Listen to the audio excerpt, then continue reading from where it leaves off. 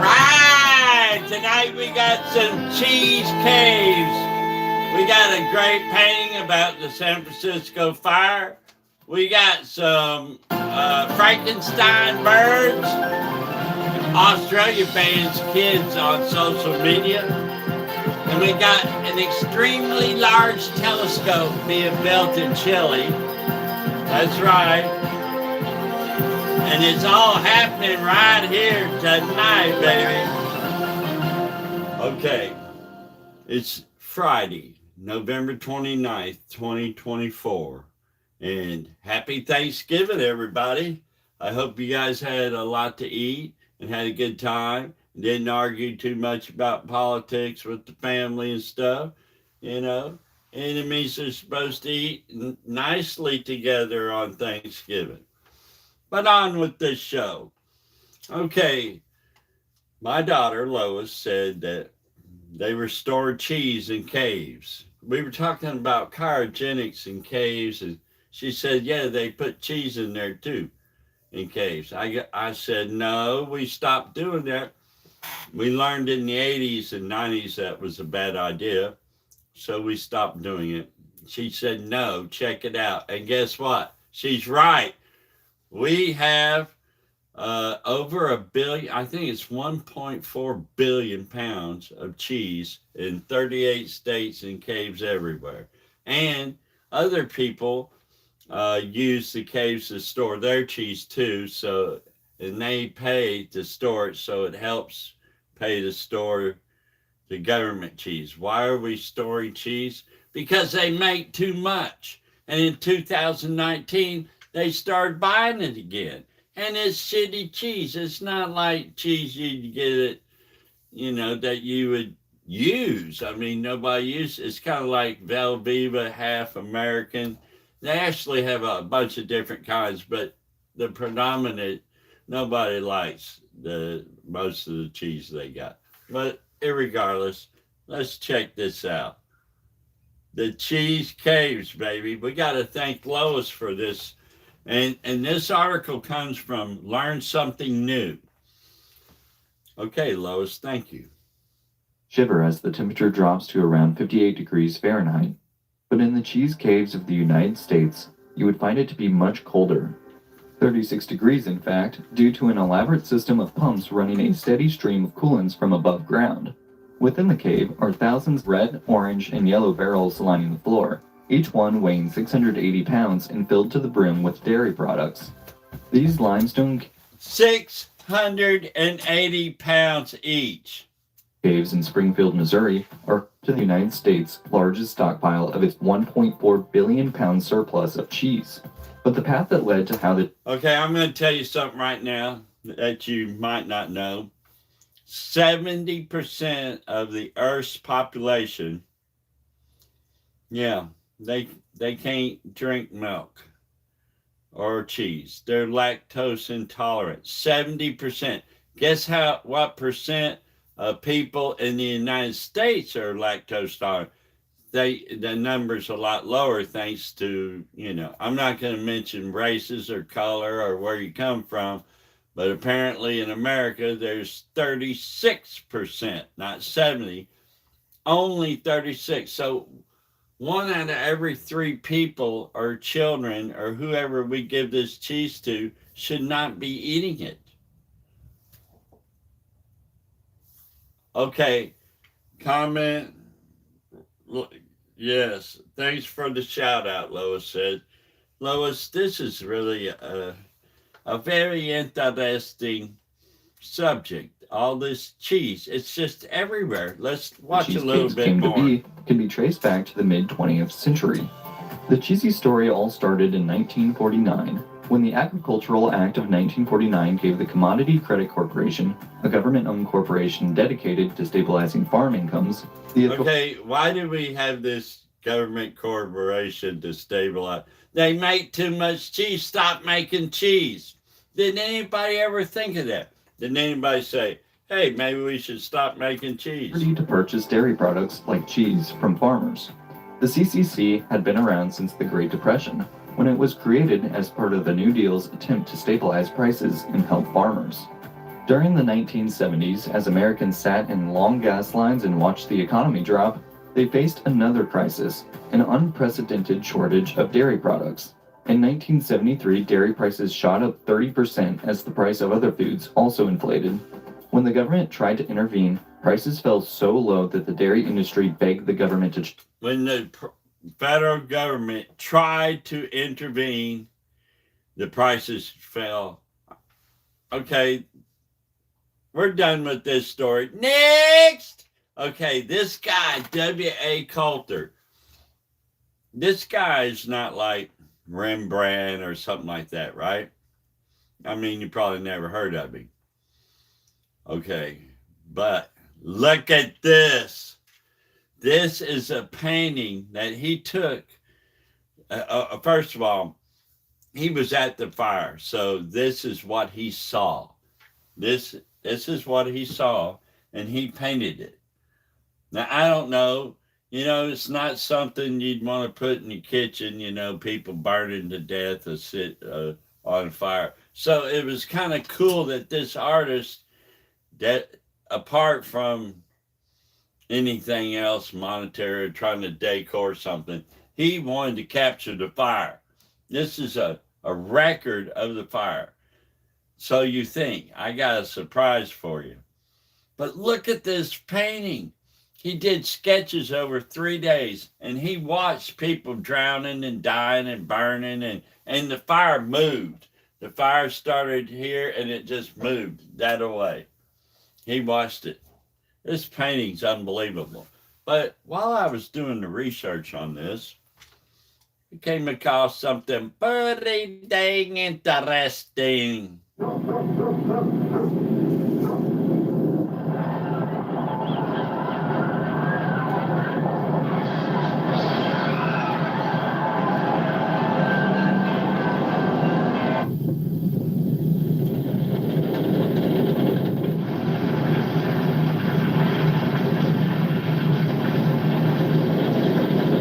Now, I'm surprised that's not in color. That would look crazy in color, right? Okay, we got some rare footage we're about to see. Watch this. 13. Charlie Chaplin used to watch movies here. This premiere is of a film nearly lost to history. This is, the missing Niles Brothers film. It's been missing for over 100 years. We know the Miles brothers, they had a photography business there in San Francisco. They were like the thing. About its existence, but until now we've not known where it is. Yeah, they did this one. I'm sure everybody's seen this video. This was like, it's debated 2 to 4 days before the earthquake. They filmed this on the front of a trolley. And it's kind of staged because, people running in and out, waving, looking, laughing. It was a novelty. Brothers shot trip down Market Street in the days before the 1906 San Francisco earthquake and Have you been to San Francisco and seen Market Street? fire. They shot on They don't allow cars. I got an interesting little extra for you. When they laid out Market Street, everybody bitched it was too wide. And the guy said, well, it's got to be wide enough for horse and buggy, wide enough for cars, and wide enough for the trolley. And you got to have a place to walk. They said, no, screw that. Just a narrow one. He said no, made it wide, right? Did you know it wasn't wide enough? They don't even allow cars down Market Street anymore. It's 2 hours of film after the earthquake, and very little of it survives. I think this is one of the longest surviving pieces. The lost footage was discovered last year at Alameda Flea Market and in fragile condition. And I just set up a digital camera that would take a single frame for each frame of the film. Wow, that's amazing. We're going to go on. Is that cool? That was great. Okay. Next. Okay. We did a show a while back about tractors or John Deere or something, how you can't get your car worked on, or you can't work on your car, you can't work on your John Deere tractor, you can't work on nothing. Everything has to be taken back to the dealer. You can't fix it yourself anymore. Okay, well, guess what? The guy at the dealership, the mechanic at the dealer, he's not even going to be allowed to work on the John Deere tractor anymore. Or your car that you bought. What is it? A Kia, Ford, Chrysler, Mercedes? Guess what? Yeah, you're going to take it to the dealership, but there's not going to be a mechanic. And here's why. Recently, one of the most significant high-tech events of the year took place in China. The 26th China International High-Tech Fair was held in the city of Shenzhen. This is one of the largest and most influential events in the field of high technology in China, attracting leading companies, research institutes, and professionals from around the world every year. This year, the exhibition hosted representatives from more than 5,000 enterprises and international organizations from over 100 countries and regions. The event showcased more than 4,300 new technologies, products, and achievements. In this video, we will tell you about the most exciting innovations in the world of high technology.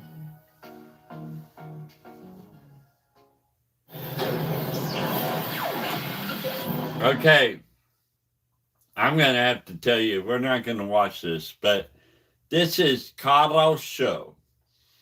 And in here, along with other things, we find out that I think there's 7 different companies, I know, imagine this, that are building robots to do repair work. For example, you need to replace a transmission or a valve on your car or whatever it needs to be done. A real mechanic will do it, but the robot will learn what the mechanic did. Once they're done doing it, from then on out, the robot changes out the engine, replaces the valve, the transmission, or changes the oil, or whatever needs to be done. This robot can do it. Not only that, but the robot can tell other robots how to do it, and it can be in a database, so a robot on the other side of the planet can do it. And they all learn from each other. Hey, I found out a better way to replace this part in this. Okay, so if you wanted to be a mechanic, maybe you should consider a different job, because I think they're going to replace you with robots. Imagine that, repair robots. That's crazy. Okay, and talk about crazy, on with the next one. Hey, you guys, happy Thanksgiving. Did you eat a lot? God, I ate too much. Had 2 types of ham, 2 types of turkey. Had prime rib. Oh my gosh. Okay, here we go. In New Mexico, we got Frankenstein birds. There's half bird and half robot, or drone bird. Watch this. Frankenstein. All right, does that look like a real bird to you? It's flapping its wings, it's flying around, it looks like a real bird. And that's the point, folks. That bird that you just saw is actually a drone constructed with the body of a taxidermied bird. Are you following me? And it's stuffed with technology to make it move like it's still alive and real. And trust me, we absolutely know how this sounds. And that's why we sent Griffin Rushton to Socorro to find out exactly what researchers at New Mexico Tech are planning to do with these appropriately called Frankenstein devices. Well, that's at least what we're calling them. And I'll tell you, look, I learned a lot down there today. And let's clear one thing up right away. Some of you may already be thinking about the birds aren't real conspiracy theory. Well, researchers told me there are absolutely no plans to use these bird drones to spy on people, but there are plans to spy on some animals out in the wilderness, and there's even a few practical uses that could help make flying a little safer. A very tiny version of this. After years of trying to replicate how birds fly, It felt so real. mechanical engineer Mustafa Hassan Ali figured he could borrow some blueprints from Mother Nature. We saw that maybe it's a good idea to use the whole body of the birds because everything is there and we just need to do a reverse engineering. The whole body of the bird is there, and we just need to do some reverse engineering.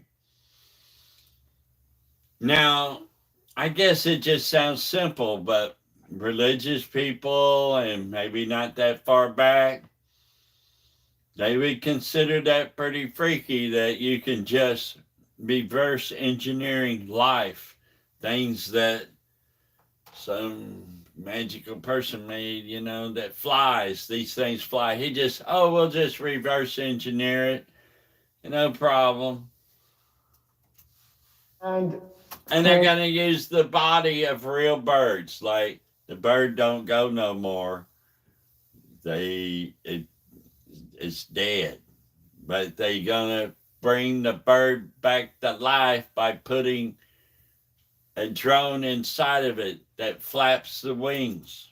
Them to a drone. Yeah, you heard that right. These abnormal looking birds are actually drones built from the bodies of taxidermy birds and retrofitted with robotic technology. Okay, I think we've seen enough. We got the point. Frankenstein, that came from KOB4, baby. KOB4. And Good Morning America, they bring us the next story. Does anybody ever watch Good Morning America? Do you like Good Morning America? Comment below.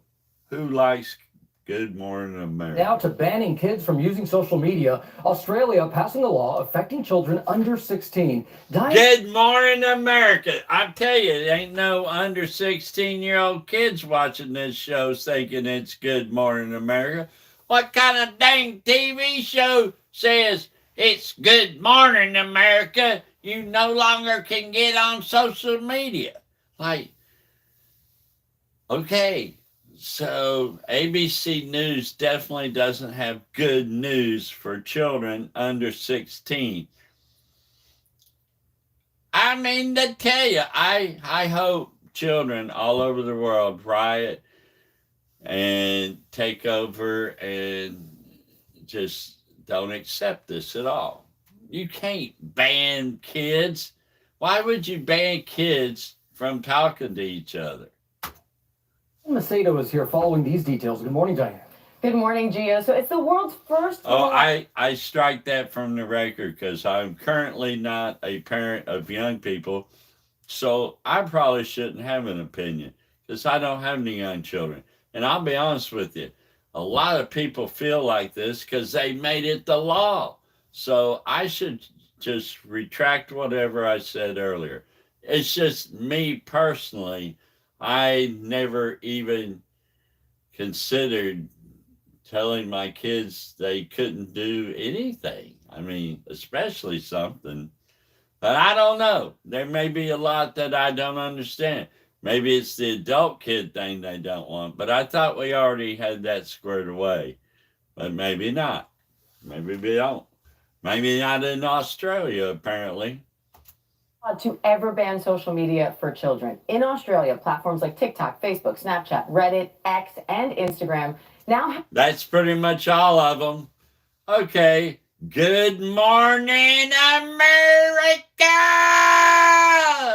On to the next story. This should be a lot better story. You see what that is? You don't know what that is, do you? I'll tell you what it is. That's why you watch Interesting World News. This is a very interesting building. Yeah, it's called the ELT. The other one that you're familiar with is the VLT. That's the Very Large Telescope. This is the Extremely Large Telescope. And this story is brought to us by BIM. I don't even know what BIM is. What is BIM? I don't know, but It should say BIM somewhere here. It don't. Let's watch this. An incredible 16 nations have come together to build something that would otherwise have been 16 nations. That means you own this. Whoever you are that's watching this show, you own this machine.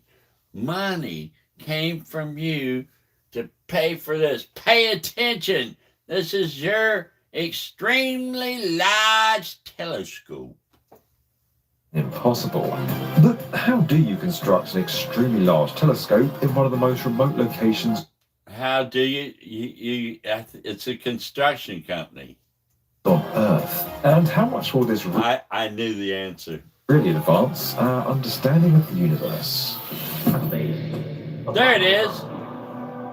Oh, is that B1? Stretching for around 1,000 kilometers along the Pacific coast of South America is Chile's Atacama Desert. It's the driest place on Earth outside of Antarctica. There are volcanoes, salt flats, and a whole lot of dust. Features that That's crazy. The earlier show tonight, cheese has to be very moist, like 80, 90% humidity cheese, or it'll go bad. And here, that the extremely large telescope, there can't be any moisture. That's cool. kind of make it look like a scene from an alien planet. In fact, this is where the European Space Agency likes to test its Mars rovers. And it's here, 3,000 meters above sea level and 150 kilometers from the nearest city, that you'll find the site of an extraordinary project, one that's going to give humanity a better view of other worlds than we've ever had before. On this very spot, ESO, the European Southern Observatory, is building what they've cleverly called the Extremely Large Telescope, or ELT for short. Even with construction... Didn't I already say that? Why is this guy repeating what I said? Dude, come on, pay attention. He should pay attention. I already said that. Far from finished, you can easily see how it got that name. Because it's extremely large, and it... Okay, I think I've seen enough. It's extremely large, no kidding. But hey, what can I say? Somebody said something pretty cool. Oh, yeah, we got somebody commenting. Pretty cool. I like that. Albino black sheep. Albino black sheep. I love that albino black sheep. Shout out to albino black sheep. He said something was pretty cool. Okay, yeah, it's pretty cool. Anyways, I love you guys a whole bunch. And it's about to be Christmas, and I want a lot of Christmas presents. I'd like for everybody to buy me a couple of them. I'll make out a list. I've been good. I've been naughty and nice. I ought to get 2 presents, right? Is that how that works? Anyways, this concludes the broadcast of interesting world news. And I love you folks. I can't reach the camera no more. When we did this show in Studio C, I could get right up this desk. That's another thing. Comment below. Should I go back to the other studio? This desk is in my way. Anyways, I love you guys. And I'm out of here. Woo!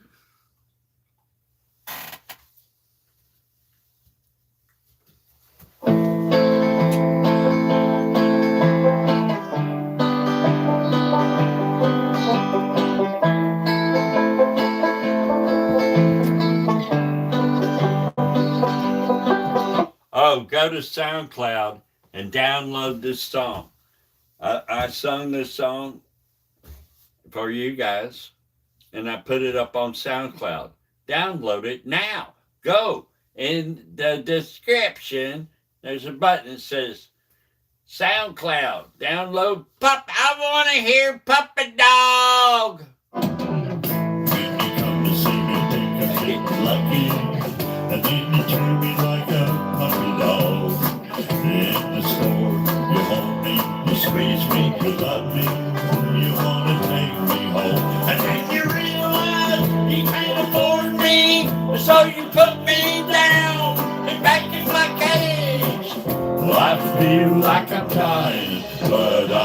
crying.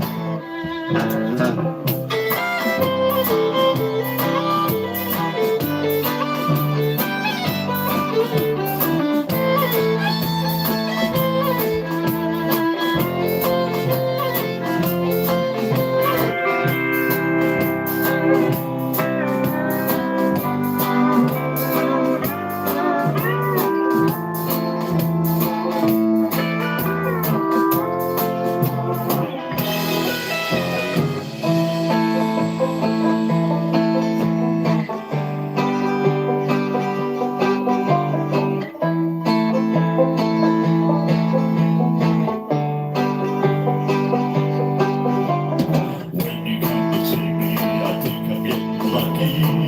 And then you treat me like a puppy dog.